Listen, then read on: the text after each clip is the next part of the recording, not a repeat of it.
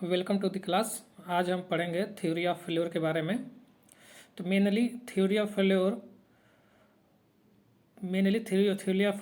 में हम 5 या 6 तरह की थ्योरी ऑफ फेल्योर के बारे में पढ़ते हैं। तो सबसे फर्स्ट जो है जो थ्योरी ऑफ फेल्योर है वो हम पढ़ते हैं मैक्सिमम प्रिंसिपल स्ट्रेस थ्योरी, जिसे हम रैंकाइन साइकिल के नाम से भी जानते हैं। और जो सेकेंड है मैक्सिमम प्रिंसिपल स्ट्रेस थ्योरी, जिसे हम रैंकाइन साइकिल के नाम से भी मैक्सिमम प्रिंसिपल स्ट्रेन थ्योरी, जिसे हम सेंट विनेंट थ्योरी के नाम से जानते हैं। थर्ड थ्योरी है मैक्सिमम शियर स्ट्रेस थ्योरी, जिसे हम गेस्ट ऑन ट्रेस्का थ्योरी के नाम से जानते हैं। और जो फोर्थ थ्योरी है ये मैक्सिमम स्ट्रेन एनर्जी थ्योरी, जिसे हम हैक्स थ्योरी के नाम से भी जानते हैं। जो नेक्स्ट थ्योरी ऑफ फेल्योर है वो है maximum shear strain energy theory, या इसे हम डिस्टॉर्शन एनर्जी थ्योरी या वॉन मिसेस हैंकी थ्योरी भी कहते हैं। और जो लास्ट है मोहर्स थ्योरी। तो इन जो बेसिकली 5 या 6 तरह के हैं जो थ्योरी ऑफ फेल्योर, इन सब के बारे में हमको पढ़ना है।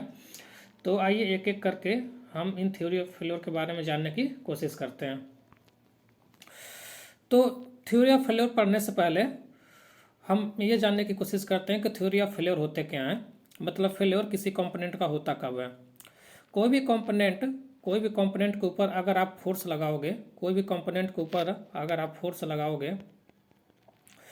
तो वो फोर्स क्या होगा, वो डिफॉर्म होना शुरू करेगा। जैसे मान लीजिए हम एल्युमिनियम के लिए बनाते हैं स्ट्रेस स्ट्रेन कर्व ऐसे। तो ये जो मटेरियल है, अगर जो भी डिफॉर्मेशन होगा वो इलास्टिक लिमिट से ज़्यादा चला जाता है, वो यानी प्लास्टिक रीजन में चला जाता है, तो हम कह सकते हैं कि वो जो मटेरियल है वो क्या है, डिफॉर्म है।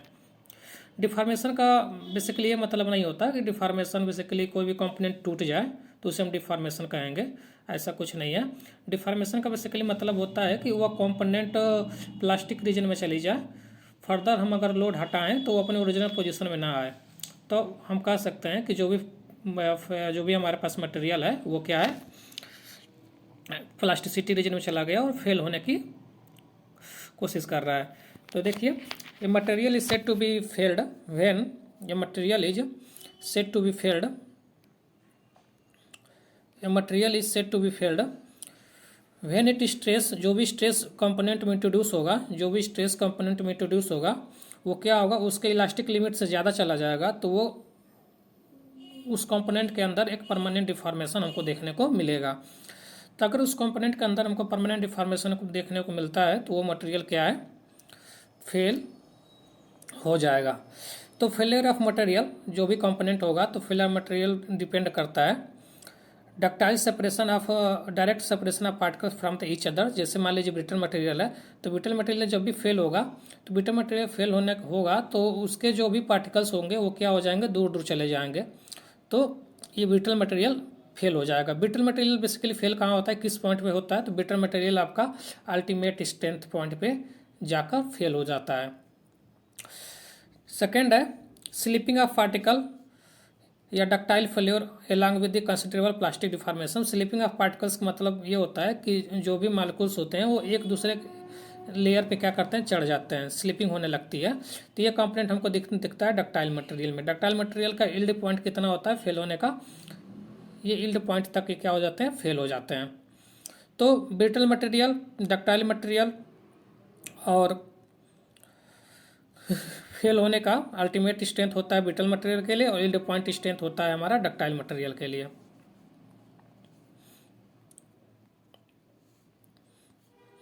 नेक्स्ट है failure necessary does not mean rupture. Failure का मतलब ये नहीं होता है कि वो कंपोनेंट क्या हो जाए, टूट जाए। Failure does not means rupture. Failure का मतलब ये नहीं होता है कि वो टूटना ही फेल्योर नहीं कहलाता है। जब भी कंपोनेंट के अंदर प्लास्टिक रीजन में वो कंपोनेंट चला जाता है तो फेल्योर होने के चांस क्या होते हैं, बढ़ जाते हैं।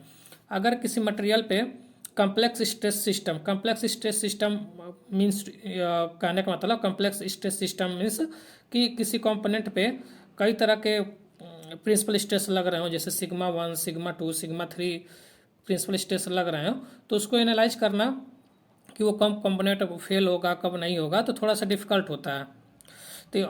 तो फर्दर जो भी आएगा नेक्स्ट क्लास में हम इसको बारे में जानने की कोशिश करेंगे। कॉम्प्लेक्स स्ट्रेस सिक्स थ्योरी हम क्या करते हैं, सिक्स थ्योरी के बारे में पढ़ते हैं। थ्योरी ऑफ फेल्योर में सिक्स थ्योरी के बारे में हम पढ़ते हैं। तो आइए एक एक करके सिक्स थ्योरी के बारे में जानने की हम कोशिश करते हैं।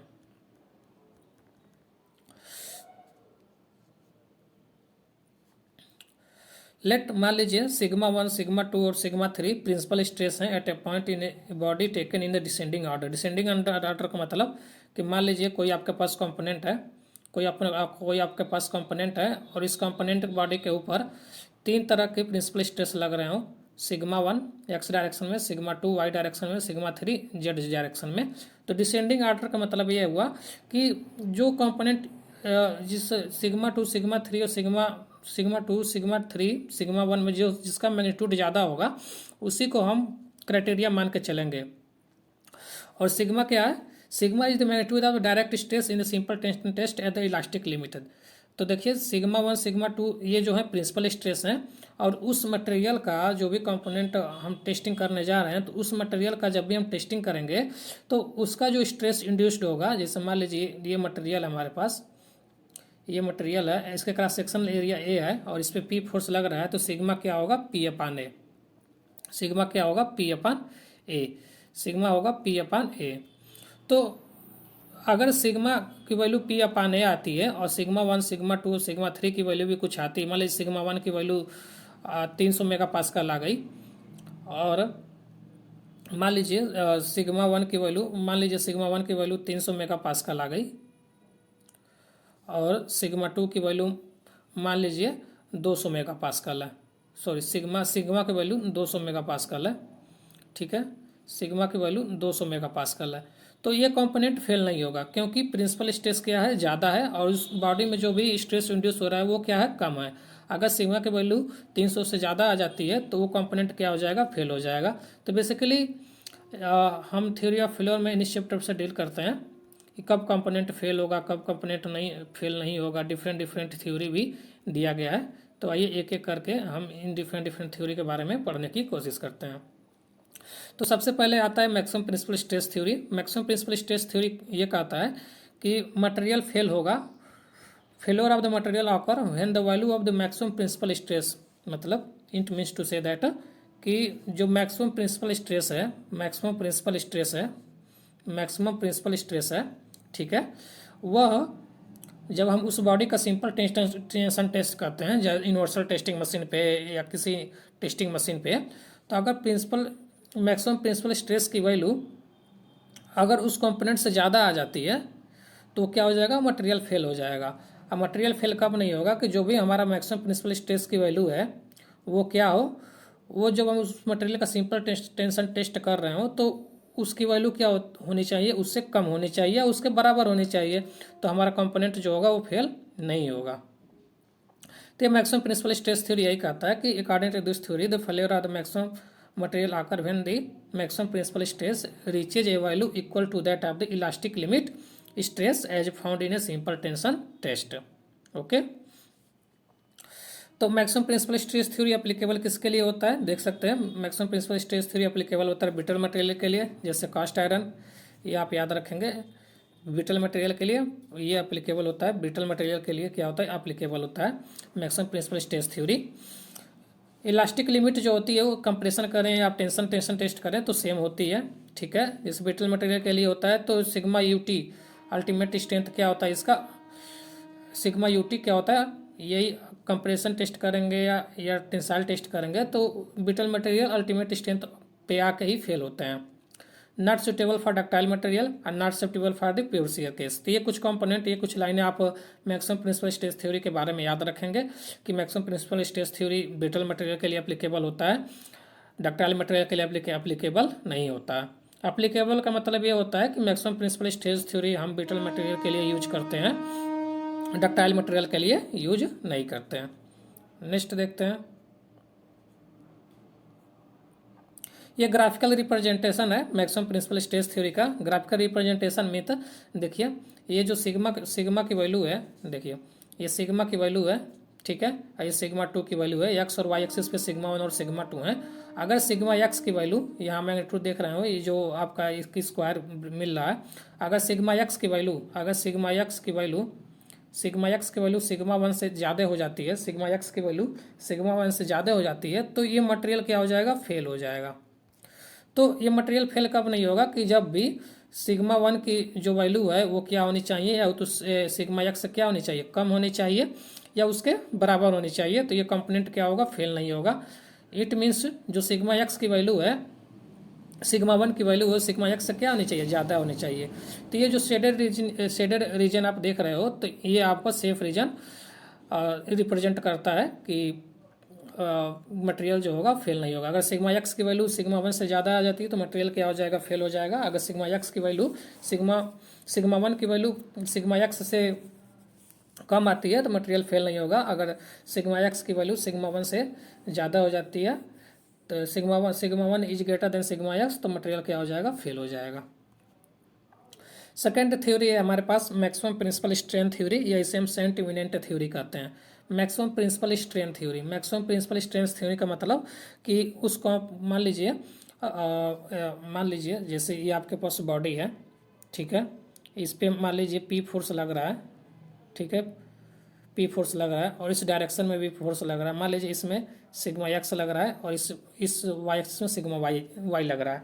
तो अगर आपसे स्ट्रेन पूछा जाए तो स्ट्रेन कितना इंड्यूस्ड होता है, तो स्ट्रेन इंड्यूस्ड होता है 1/E sigma one minus mu times of sigma two, sigma x या सिग्मा वाई, ये जो होता है स्ट्रेन जो होता है इंड्यूस्ड होता है।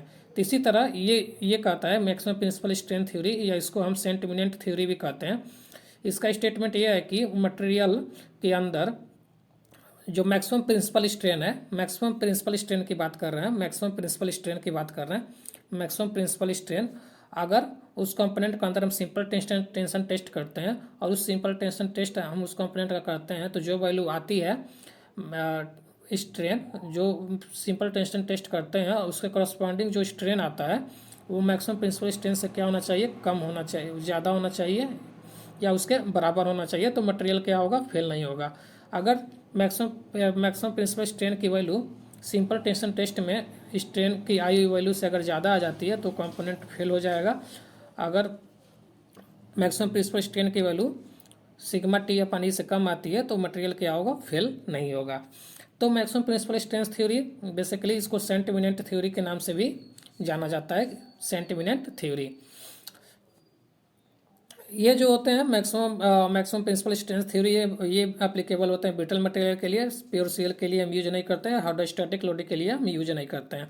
इसका जो है ग्राफिकल रिप्रेजेंटेशन रोम्बस होता है, आप याद रखेंगे रोम्बस। इसका जो ग्राफिकल रिप्रेजेंटेशन क्या होता है, वो रोम्बस, इसका जो ग्राफिकल रिप्रेजेंटेशन क्या होता है, वो रोम्बस होता है, ठीक है। ये आप याद रखोगे कि इसका जो ग्राफिकल रिप्रेजेंटेशन है वो रोम्बस है और इस तरह से इसको डिनोट किया जाता है। अगर शेडेड रीजन की वैल्यू सिग्मा वन की वैल्यू अगर सिग्मा एक्स से ज़्यादा आ जाती है, या स्ट्रेन जो होगा जो सिग्मा वन और सिग्मा टू से जो स्ट्रेन प्रोड्यूस होती है बॉडी के अंदर, अगर वो ज़्यादा आ जाती है, अगर उस बॉडी का हम सिंपल टेंशन टेस्ट करते हैं उसके करस्पॉन्डिंग जो उसकी स्ट्रेन की वैल्यू आती है, तो मटेरियल क्या हो जाएगा, फेल हो जाएगा। तो ये रहा maximum principal strain theory. Next हम देखते हैं मैक्सिमम शियर स्ट्रेस थ्योरी या Coulomb theory. Maximum shear stress theory क्या कहता है कि according to this theory the failure of the material occur when the rate of maximum shear stress means to say that maximum shear stress उस body के अंदर जो induce हो रहा है और उसी बॉडी का अगर हम सिंपल टेंशन टेस्ट करते हैं और उसके करस्पॉन्डिंग जो मैक्सिमम शियर स्ट्रेस की वैल्यू आती है, अगर क्या हो जाए कि जो मैक्सिमम शियर स्ट्रेस उस बॉडी के अंदर प्रोड्यूस हो रहा है अगर वो ज़्यादा हो जाती है, सिंपल टेंशन टेस्ट के करस्पॉन्डिंग जो शियर स्ट्रेस की वैल्यू आती है, तो मटेरियल क्या हो जाएगा, फेल हो जाएगा। तो मटेरियल फेल ना हो तो इसके लिए कि जो मैक्सिमम शियर स्ट्रेस की वैल्यू है उसके सिंपल टेंशन टेस्ट से क्या होनी चाहिए, कम होनी चाहिए, कम होनी चाहिए। मान लीजिए कि किसी बॉडी के ऊपर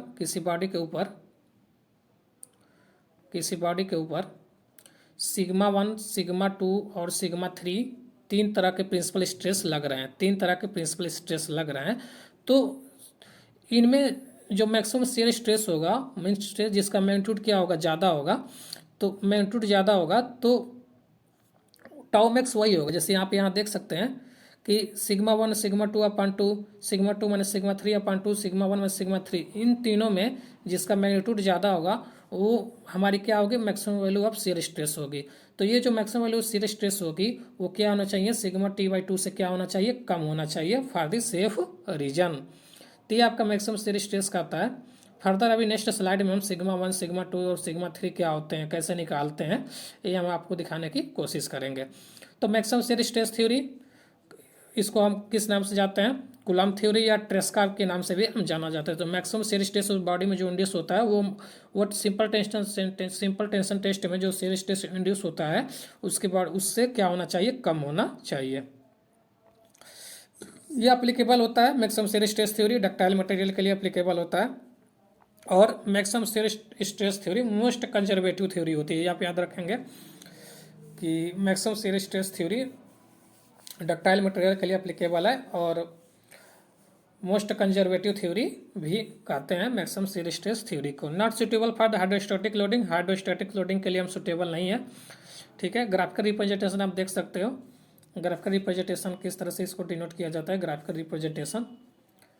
ठीक है, तो ये आप याद रखेंगे मैक्सिमम शियर स्ट्रेस थ्योरी को हम किस तरह से डिनोट करते हैं। Okay,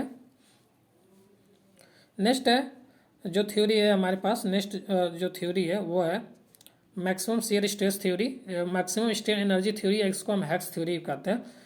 maximum strain energy theory या इसे हम हैक्स थ्योरी भी के नाम से भी जाना जाता है।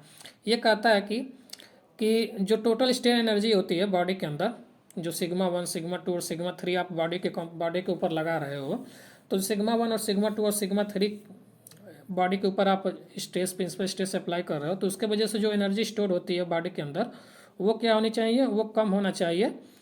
जो सिंपल टेंशन टेस्ट करते हैं उसके करस्पॉन्डिंग जो स्ट्रेन एनर्जी की वैल्यू आती है उससे। इट मीन्स जो स्ट्रेन एनर्जी बॉडी के अंदर प्रोड्यूस हुआ सिग्मा 1, सिग्मा 2 और सिग्मा 3 के वजह से, और वो क्या होना चाहिए, कम होना चाहिए या बराबर होना चाहिए, अगर उसी कंपोनेंट का हम सिंपल टेंशन टेस्ट पे स्ट्रेन एनर्जी की वैल्यू निकालते हैं तो आप देख सकते हो इसका जो इक्वेशन आता है 1/2E sigma 1 square plus sigma 2 square plus sigma 3 square minus 2 mu sigma 1 sigma 2 plus sigma 2 sigma 3 plus sigma 3 into sigma 1, और ये क्या होना चाहिए सिग्मा टी, यानी सिंपल टेंशन टेस्ट करते हैं तो उसके करस्पॉन्डिंग जो स्ट्रेस आती है और 1/2E से क्या होना चाहिए, कम होना चाहिए। तो मैक्सिमम स्ट्रेन एनर्जी मतलब कंपोनेंट जो होगा वो फेल नहीं होगा।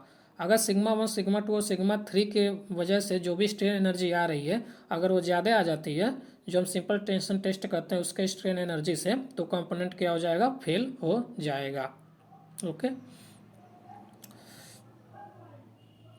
इसका आप देख सकते हो अगर सिग्मा 3 को हम क्या कर दें, सिग्मा 3 को हम 0 कर दें तो जो हमारी इक्वेशन आता है sigma 1 square plus sigma 2 square minus 2 mu sigma 1 sigma 2 whole से देना होना चाहिए सिग्मा टी स्क्वायर से।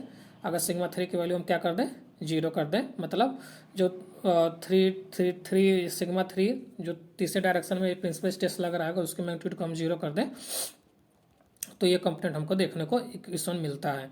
तो इसका हम ग्राफिकल रिप्रेजेंटेशन देखते हैं।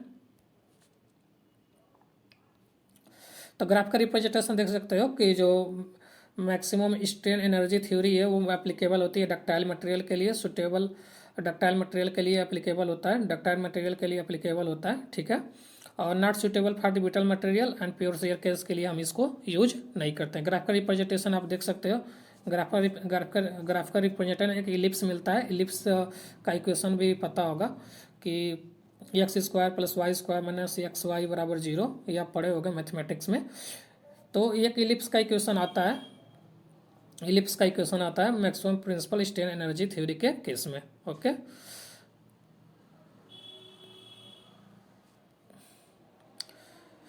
Maximum shear strain energy theory जो पांचवी हमारे पास जो थ्योरी है वो क्या है कि maximum shear strain energy theory, या इसे हम डिस्टॉर्शन एनर्जी थ्योरी भी कहते हैं या वन मिसेस हैंकी क्राइटेरिया भी कहते हैं। तो देखिए जो पिछला वाला था मैक्सिमम स्ट्रेन एनर्जी थ्योरी था, लेकिन यहाँ पे है maximum shear strain energy theory. ठीक है, ये जो वर्ड आया है क्या है, shear strain energy theory, shear strain energy theory. तो ये कहता है कि सिग्मा 1, सिग्मा 2 और सिग्मा 3 बॉडी के ऊपर प्रिंसिपल स्ट्रेस लग रहे हैं तो उनके वजह से जो शियर स्ट्रेन एनर्जी इंट्रोड्यूस होती है, प्रोड्यूस होती है, वो क्या होनी चाहिए, कम होनी चाहिए। जब उसी कंपोनेंट का हम क्या करते हैं, सिंपल टेंसाइल टेस्ट करते हैं, तो उसके करस्पॉन्डिंग जो शियर स्ट्रेन एनर्जी आती है उससे से क्या होनी चाहिए, कम होनी चाहिए। तो मटेरियल क्या होगा, सेफ होगा। अगर सिंपल टेंसाइल टेस्ट से शियर स्ट्रेन एनर्जी की वैल्यू ज़्यादा हो जाती है तो मटेरियल क्या हो जाएगा, फेल हो जाएगा। तो आप इसका बेसिकली देख सकते हो, याद रखेंगे तो 1/12g σ1 माइनस σ2 का होल स्क्वायर प्लस σ2 माइनस σ3 का होल स्क्वायर प्लस σ3 माइनस σ1 का whole square less than or equal to σt²/6g। तो ये आपको याद रखना है, इसका जो स्टेटमेंट है maximum shear strain energy theory का। ओके, ये एप्लीकेबल किसके किसके लिए होता है, maximum shear strain energy theory किसके किसके लिए एप्लीकेबल होता है। मोस्ट प्रिपेयर थ्योरी होती है डक्टाइल मटेरियल के लिए, और perfect for the pure shear. तो आप देख सकते हैं जो मैक्सिमम थ्योरियाँ हैं वो डक्टाइल मटेरियल के लिए एप्लीकेबल होती हैं। तो अगर आपसे पूछा जाए कि मैक्सिमम शियर स्ट्रेस थ्योरी और maximum shear strain energy theory में कंजर्वेटिव थ्योरी कौन सी है, तो पिछले स्लाइड में हम बताया कि तो मोस्ट कंजर्वेटिव थ्योरी कौन सी होती है, मैक्सिमम शियर स्ट्रेस थ्योरी होता है। इसका भी जो सेफ रीजन होता है, इसका भी जो ग्राफिकल रिप्रेजेंटेशन होता है वो σ1 सिग्मा एक इलिप्स हमको देखने को मिलता है। ओके, एक इलिप्स हमको देखने को मिलता है। लास्ट वन है, लास्ट जो थ्योरी ऑफ फेल्योर है वो हमारा है Mohr's theory. Mohr's theory basically predict करता है failure of the brittle material based on the stress circle. ठीक है, एक स्ट्रेस सर्कल का एक क्राइटेरिया है, स्ट्रेस सर्कल अभी हम आगे नेक्स्ट वाली स्लाइड में दिखाएंगे कि कैसे स्ट्रेस सर्कल इसके में बनता है। लेकिन अगर मोहर थ्योरी आपसे पूछा जाए किसके लिए एप्लीकेबल है, तो मोहर theory is applicable for the brittle material. मोहर थ्योरी जो है एप्लीकेबल होती है ब्रिटल मटेरियल के लिए। ठीक है, तो मोहर theory is applicable for the brittle material. तो देख सकते हैं यहाँ पे जैसे एक मोहर सर्कल दिया गया है, तो देखो ये जो कर्व बनता है वो शियर स्ट्रेस और प्रिंसिपल स्ट्रेस के बीच में बनता है। ठीक है, टाउ और सिग्मा के बीच में बनता है।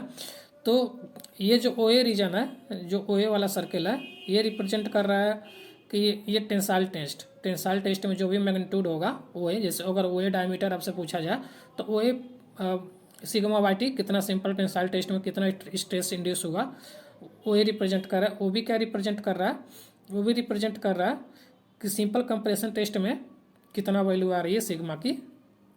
तो होता क्या है कि ये जो दो सर्कल आप देख रहे हो ओ ए और ओ बी से हम एक टेंजेंट बनाते हैं, और इस टेंजेंट को हम एक सर्कल ड्रा कर देते हैं। एक टेंजेंट से क्या करते हैं, एक सर्कल ड्रा कर देते हैं। ओके, एक सर्कल ड्रा कर देते हैं। तो जो भी आता है, तो अगर कोई स्ट्रेस की वैल्यू अगर ये जो सर्कल आप बीच में ड्रा किए हो, ये टाउ एक्स वाई वाला, अगर किसी सर्कल की वैल्यू, अगर किसी स्ट्रेस की वैल्यू अगर इससे ज़्यादा हो जाती है, मीन्स टू से दैट ये जो आप प्योर शियर का सर्कल बना रहे हैं, अगर ये ज़्यादा हो जाती है तो क्या हो जाएगा, मटेरियल क्या हो जाएगा, फेल हो जाएगा। ठीक है, तो सेफ रीजन पाने के लिए जो भी आपके पास स्ट्रेस आएगी वो क्या होना चाहिए, इसके अंदर इंक्लूड होना चाहिए। मतलब इस तरह का सर्कल आपको देखने को मिलना चाहिए, तो मटेरियल क्या होगा, फेल नहीं होगा। तो आप देख सकते हो इसका जो इक्वेशन होता है σ1 अपान σ/t, मान लीजिए σ1 है, σ1 अपान σ/t और σ2 अपान σ/c, इसका जो मैग्नीट्यूड है σ2 है, वो क्या होना चाहिए, 1 के बराबर होना चाहिए। ओके, तो ये मोहर्स थ्योरी है। मोहर्स थ्योरी में बस बेसिकली आप याद रखोगे ना कि ये जो एप्लीकेबल होते हैं ब्रिटल मटेरियल के लिए एप्लीकेबल होता है, और ये कर्व वाला आप याद रखोगे। तो यहाँ पढ़ सकते हो कि सर्कल ऑन द ओए डायमीटर, जो सर्कल होती है ओए डायमीटर की, वो प्योर टेंशन का रिप्रेजेंट कर रहा था, और सर्कल जो है ओबी डायमीटर की वो प्योर कंप्रेशन का रिप्रेजेंट कर रहा था। Circle with centre O and diameter C D is that of the pure shear case. ठीक है, जो सर्कल विथ सेंटर ओ और डायमीटर सी डी है वो क्या है, प्योर शियर केस का रिप्रेजेंट कर रहा था। ठीक है, an envelope to this circle then represent a failure envelope according to the Mohr's theory. Basically यही दिखाया गया कि यहाँ पर हम एक सर्कल बनाते हैं और यहाँ के एक सर्कल बनाते हैं, और इनके टेंजेंट से जो भी सर्कल बनता है एक प्योर शियर का, अगर स्ट्रेस की वैल्यू इस सर्कल से प्योर शियर के केस से अगर बाहर चली जाती है तो फेल मटेरियल क्या हो जाएगा, फेल हो जाएगा। अगर उसके अंदर जो शियर स्ट्रेस की वैल्यू आती है तो मटेरियल जो होगा वो फेल नहीं होगा। तो यहाँ पे देख सकते हो कि यहाँ पे लिखा भी गया है कि Mohr's circle suggests that only the pure tension and pure compression failure circle need to be drawn with OA and OB equal to the yield strength of sigma YT and sigma YC in its tension and compression respectively, and common tangent to these circle, common tangent may be used as a failure envelope, and circle drawn tangent to this envelope then represent the condition of the failure at the point of the tendency। यहाँ पे लिखा है, आप इसे पढ़ सकते हो। ठीक है, तो अच्छा एक और स्लाइड है कि जैसे सिग्मा 1 सिग्मा 2 और सिग्मा 3 का हम बार बार नाम ले रहे हैं कि सिग्मा 1 ठीक है, सिग्मा 1 सिग्मा 2 और सिग्मा 3 क्या है। तो सिग्मा 1 सिग्मा 2 ये जो होते हैं ना प्रिंसिपल स्ट्रेस होते हैं, ये चैप्टर 2 में हम लोग पढ़े होते हैं प्रिंसिपल स्ट्रेस प्रिंसिपल स्ट्रेन क्या होते हैं। तो अगर सिग्मा 1 और सिग्मा 2 निकालना होता है तो इस फार्मूले का हम यूज करते हैं। ठीक है, sigma x plus sigma y upon 2 plus sigma x minus sigma y upon 2 का whole square plus tau square. अगर सिग्मा 1 और ये क्या है सिग्मा 2, और सिग्मा 2 निकालना हो तो sigma x plus sigma y minus आ जाता है sigma x minus sigma y plus tau का होल स्क्वायर। तो ये कंपोनेंट आते हैं। फिर अगर मैक्सिमम शियर स्ट्रेस निकालनी होती है तो ये फार्मूला आप याद रखोगे, sigma x minus sigma y upon 2 का होल स्क्वायर प्लस टाउ का स्क्वायर है। तो टाउ मैक्स बराबर sigma x minus sigma y upon 2 का होल स्क्वायर प्लस टाउ का स्क्वायर। ओके, तो ये बेसिकली था कि मैक्सिमम प्रिंसिपल स्ट्रेस थ्योरी, हम थ्योरी ऑफ फेल्योर के जब बारे में जानने की हम कोशिश किए कि थ्योरी ऑफ फेल्योर की होती क्या है। तो इसमें हम डिफरेंट जो भी थ्योरी ऑफ फेल्योर होती हैं उसके बारे में हम पढ़ने की या जानने की कोशिश की हैं।